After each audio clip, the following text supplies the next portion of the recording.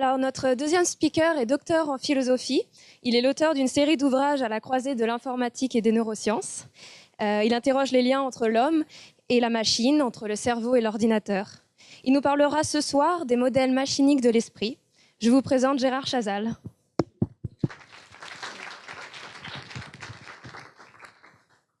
Merci, et merci de m'avoir invité à vous parler ce soir. Je vais essayer de tenir dans les temps, alors que les philosophes ont tendance à être bavards, mais j'ai pris un petit bout de papier pour essayer d'endiguer les choses. Alors oui, j'ai proposé les modèles machiniques de l'esprit. Ça veut dire quoi exactement ce genre d'expression? Ça veut dire au moins trois choses. La première, c'est que il y a depuis fort longtemps, on a essayé de considérer l'esprit ou le cerveau comme une machine. Et puis, inversement, on a essayé de fabriquer des machines qui fonctionnent ou qui aient les mêmes fonctions que pourrait avoir l'esprit ou que peut avoir l'esprit. Ces deux démarches complémentaires, si vous voulez, avec pour but un petit peu d'essayer d'expliquer évidemment ces phénomènes qu'on rattache généralement, ou que la philosophie rattache à la notion d'esprit. Et évidemment, tout ceci est fort lié à des vieilles questions philosophiques qui traînent depuis l'Antiquité grecque, comme celle du rapport entre le corps et l'esprit, ou la question du problème de la conscience, ou la question du problème des qualia, etc., qu'on peut trouver dans tous les manuels de philosophie. Alors, ce qu'il faut avoir en tête, c'est que ces questions, bien sûr, si elles sont aujourd'hui extrêmement, j'allais dire, prégnantes avec les développements de l'informatique, elles sont déjà anciennes, j'allais dire.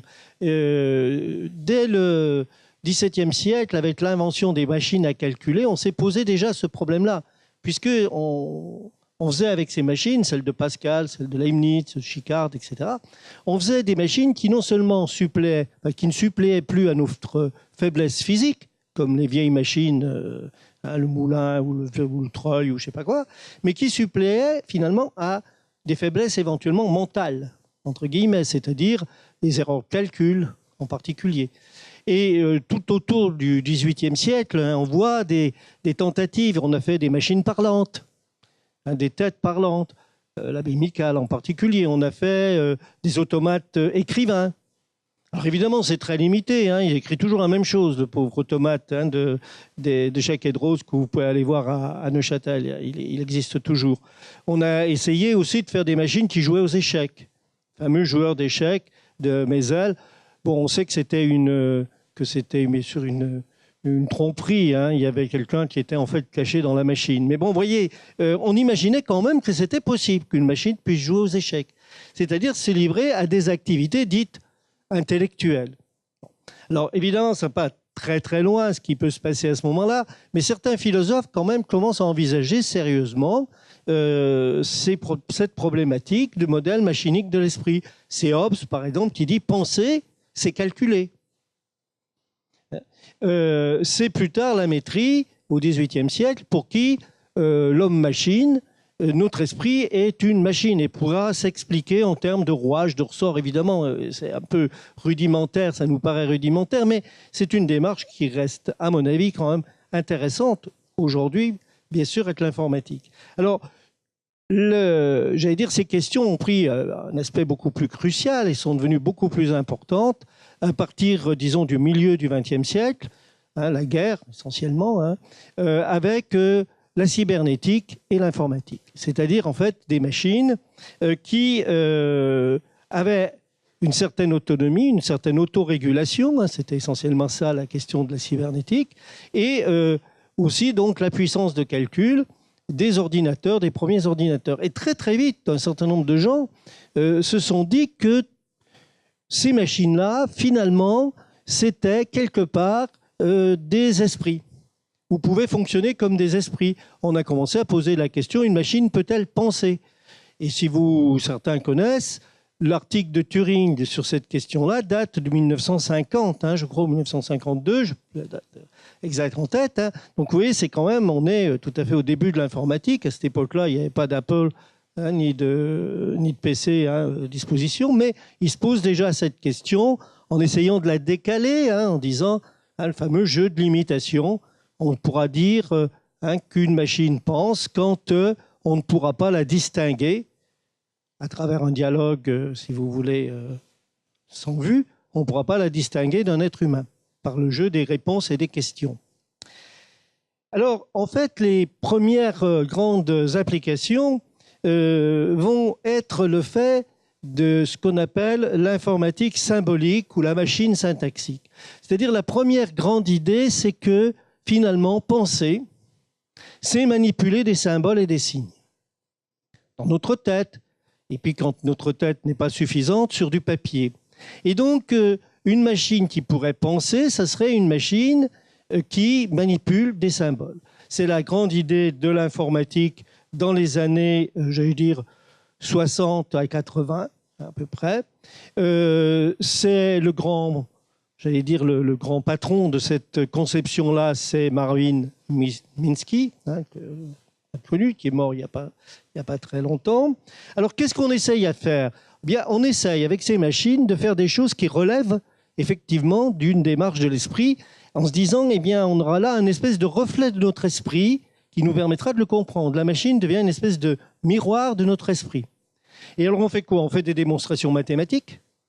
Le premier programme d'intelligence artificielle, c'est le fameux Logic Theorist de Newell et Simon, qui va démontrer des théorèmes mathématiques, en particulier qui arrive à démontrer une grande partie des théorèmes des Principia de Russell. On va essayer aussi, bien sûr, les jeux de stratégie, le jeu d'échecs. Donc, vous voyez, on revient au XVIIIe siècle à Mésel et on essaye de faire des machines qui jouent aux échecs. La question du langage naturel. Parce que, bien sûr, et ça, c'est une vieille idée philosophique de Descartes, la pensée est associée au langage. Seul l'homme pense parce que seul l'homme parle. C'est la grande idée de Descartes. Et évidemment, donc, si on veut qu'une machine pense, il faut qu'elle parle. Donc, le problème du langage naturel. C'est jamais coupé de préoccupations très, j'allais dire, pragmatiques. Parce que ces années-là, ce sont les années où se mettent en place les grands organismes internationaux autour de l'ONU et que les problèmes de traduction, de coûts de traduction sont extrêmement, si vous voulez, importants. Et donc, on se dit que si on pouvait avoir des machines traductrices, ça reviendrait probablement moins cher que des interprètes qu'on met dans des cabines, vous savez, pour... voilà. Donc, la question du langage, et on a des exemples, alors évidemment, qui aujourd'hui nous font sourire un peu. Je pense peut-être d'entre vous connaissent ELISA, de Weizenbaum, ce fameux programme qui semble répondre intelligemment, de tenir intelligemment une question. Puis ça déraille assez vite. Bon, vous le trouvez sur Internet, vous pouvez essayer de dialoguer avec ELISA, qui était censé imaginer un psychiatre, un psychologue qui reçoit un patient. Voilà. Donc, si vous lui dites « c'est ma mère qui m'envoie », elle vous dit « parlez-moi de votre mère ». Voilà. Mais en fait, il y a une règle toute bête qui dit si le mot mère apparaît dans la phrase de l'utilisateur, alors dire parlez-moi de votre mère. Voilà, c'est tout. C'est aussi simple que ça.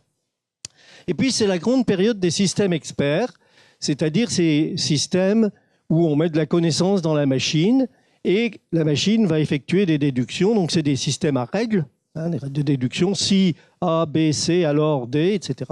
On a des règles de cette forme-là. Et de la déduction automatique. Alors, on trouve ça dans les années 70 en médecine, des logiciels d'aide au diagnostic. Dans l'automobile, moi, je me souviens avoir travaillé avec quelqu'un de chez Renault à l'époque qui montait un logiciel pour aider les mécaniciens à trouver plus rapidement les pannes. Et puis, beaucoup de programmes de logiciels de simulation. Par exemple, Colby, qui est un informaticien américain, avait imaginé un logiciel névrosé. Voilà. Et donc, c'était pour entraîner les psychiatres. Donc, le logiciel avait des phrases qui étaient bloquées, qui ne pouvaient pas imprimer, du style « je hais mon père », ça ne se fait pas. Il y avait donc des blocages comme ça. C'était très freudien comme méthode. Et donc, tout le jeu de l'élève psychiatre, c'était d'arriver à faire dire à la machine « je hais mon père ». Puisque, si vous voulez, comme dit Freud, à partir du moment où vous avez dit ce qui vous tracasse, ça ne vous tracasse plus. Hein. Donc c'est un peu ça. Alors cette approche, j'allais dire symbolique, qui voyait donc l'esprit comme une machine à manipuler des symboles, a subi évidemment de nombreuses difficultés et de nombreuses critiques. Alors des difficultés, il y a eu des limites. On s'est aperçu par exemple pour le langage naturel, les premiers logiciels de traduction, c'était abominable, quoi. Ça marchait absolument pas. Ça donnait des trucs qui n'avaient pas de sens. D'abord parce qu'on avait cru que le langage, c'était bêtement un vocabulaire plus une grammaire. En fait, c'est un peu plus compliqué que ça, mais bon. On a eu beaucoup de problèmes de difficultés dans le domaine de la reconnaissance des formes, qu'il s'agisse de formes sonores ou de formes visuelles. On a eu beaucoup de critiques de philosophes. En particulier, je pense à un philosophe américain, John Searle, à travers une expérience, si on a le temps, on pourra en parler tout à l'heure, qu'on appelle de la chambre chinoise, où il montre que en fait, la machine manipule des symboles, mais n'accède pas à la signification de ces symboles. Et pour lui, un support de silicium ne peut pas accéder au sens. Seul l'organique, le cerveau organique, le peut. Peut-être, peut-être. Mais c'est une critique qui va compter beaucoup dans cette période des années 80.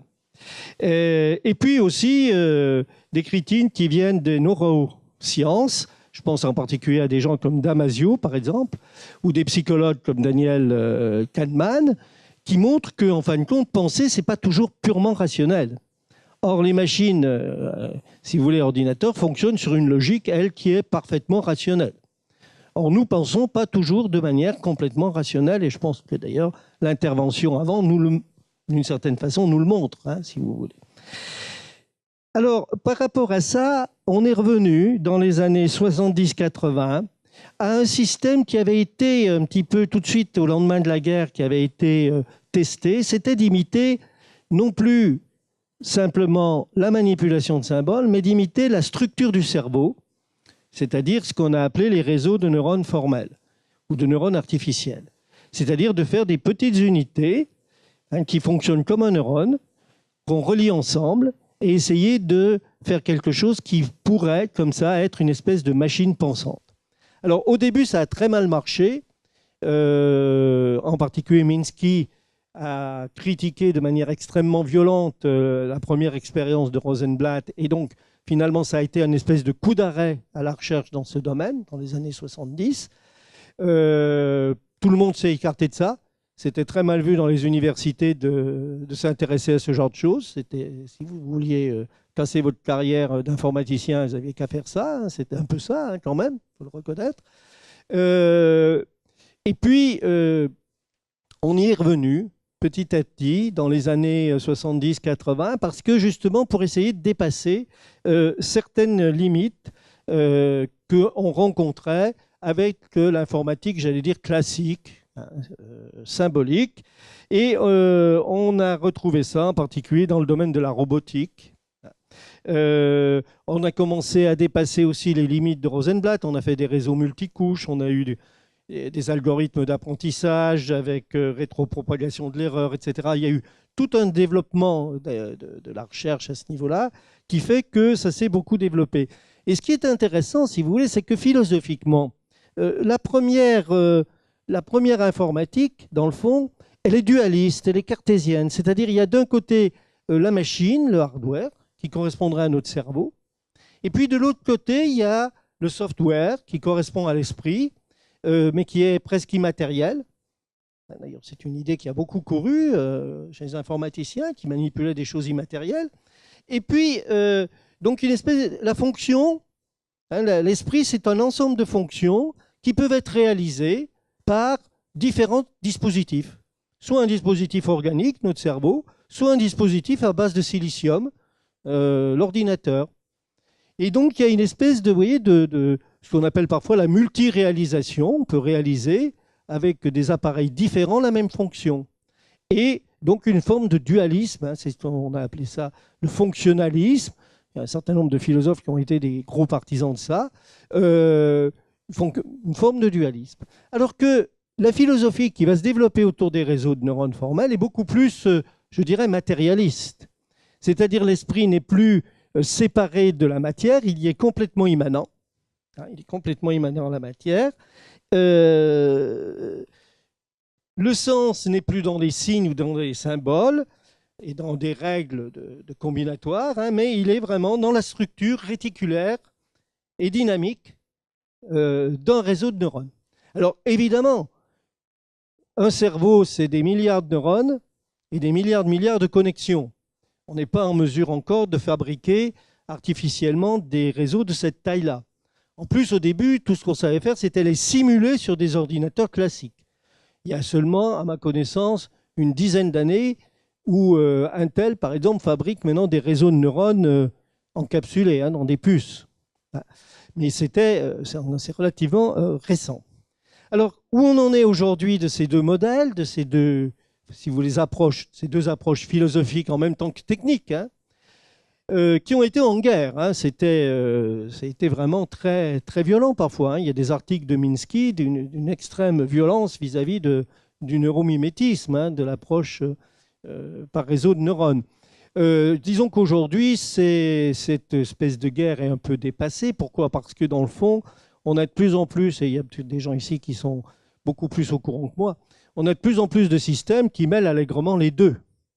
C'est-à-dire, vous trouvez des systèmes, en particulier en robotique, où il y a des réseaux de neurones formels, et puis par-dessus des couches logicielles, disons plus classiques, hein, symboliques, syntaxiques, etc. Donc, c'est dépassé par le fait qu'on a mêlé les deux approches. C'est dépassé aussi parce qu'on a commencé à avoir des choses qui sont un petit peu différentes, c'est-à-dire on a commencé aussi à prendre en compte le corps, donc je pense à tout ce qui tourne autour du biomimétisme aujourd'hui, un nombre de réalisations dans ce domaine, l'apprentissage profond, le fameux deep learning, les algorithmes génétiques, l'intelligence distribuée, qui n'est donc principe des fourmis, c'est-à-dire on fait des appareils ou des dispositifs qui ont très peu d'intelligence, quelques règles seulement, mais où on arrive à avoir des comportements, j'allais dire collectifs, qui émergent de la multiplicité. Donc on fait comme ça, vous savez, des logiciels qui imitent des fourmis, qui entassent, on leur disperse tous leurs œufs, puis elles arrivent simplement à les rassembler en tas, avec simplement chaque fourmi à quelques règles très simples, se déplacer au hasard. Si je tombe sur un œuf, je le prends. Si j'en ai déjà un, je le pose et je reprends ma balade. Et simplement avec ces quelques règles, vous mettez une centaine de fourmis, elles rassemblent les œufs en tas. Alors qu'aucune, bien sûr, n'a l'idée d'un rassemblement, de la notion de tas ou de rassemblement, etc. Voilà. Et puis, donc, la robotique, qui fait qu'aujourd'hui, on a... je suis encore dans les temps, j'ai 2 minutes. Bon. On a aujourd'hui un problème, c'est que le vieux système, j'allais dire, du miroir, je m'excuse, j'avais écrit un livre qui s'appelait justement Le miroir automate dans les années 90, on va faire une machine qui va nous dire comment fonctionne l'esprit par un jeu de miroir, c'est-à-dire j'imite l'esprit, puis ça va me dire comment mon esprit fonctionne. Ceci, disons, aujourd'hui n'est plus tenable, tel quel, même pour le philosophe, parce qu'on est obligé de prendre en compte justement toutes ces dimensions et c'est beaucoup plus complexe. Et c'est aujourd'hui presque obligatoire pour un philosophe qui veut continuer à mener un travail de recherche dans ce domaine de s'intégrer, alors je rejoins l'introduction de tout à l'heure, dans des démarches pluridisciplinaires et en particulier dans ce qu'on appelle les sciences cognitives, où il va se retrouver avec des psychologues, où il va se retrouver avec des neurologues, des neuroscientistes, éventuellement des sociologues, etc., des gens de différentes disciplines pour avoir une approche multifacette, parce qu'on ne pourra plus avoir cette approche aussi simple qu'on avait dans les années 70-80. Voilà, j'espère que j'ai tenu dans le temps. J'ai droit à une question? Non.